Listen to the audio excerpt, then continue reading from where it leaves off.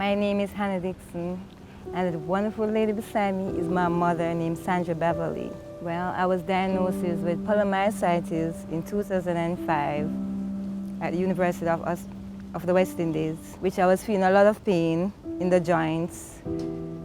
I was hopeless. I couldn't help myself at the time. So they cried me there, and they admit me, and the doctor diagnosed me with polymyositis. They do a muscle biopsy on my right arm, which I was in UC in Ward 8. That's for 1 year that I was in school, but because of the sickness, I was out of school. 2019, which I discovered I have kidney problem. Well, they said I'd take some x-rays and they found that I have kidney stone, which the doctor just told me I need to do a surgery, and it costs $500,000, which I did not have from last year. So they put a nestum tube inside of the kidney because I was so ill that I went in coma. I was in coma for 1 week, that is in 2019.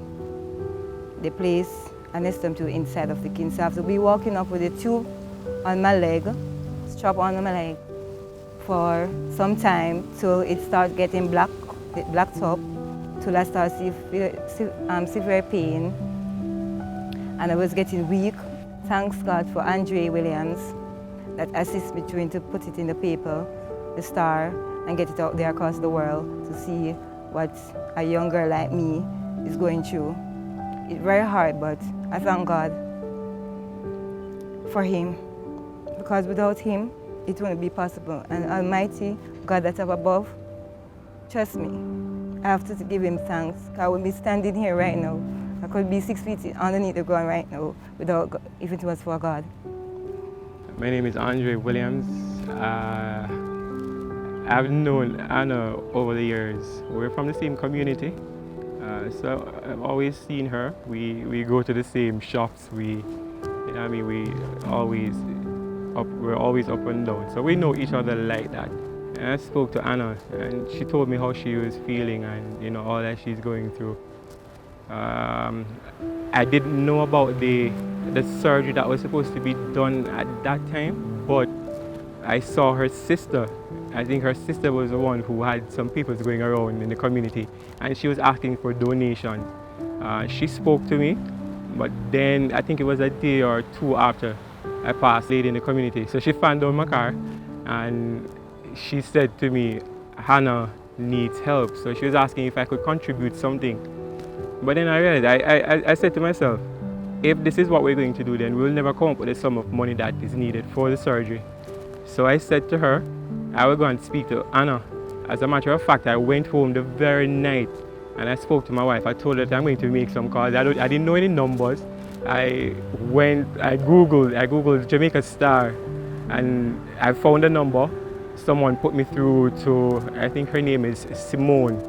I spoke to Simone, and she told me that if I could go to Anna's house and set up an interview. So she spoke to Anna, and when she spoke to Anna, that was when it was arranged for her to be featured in the Star.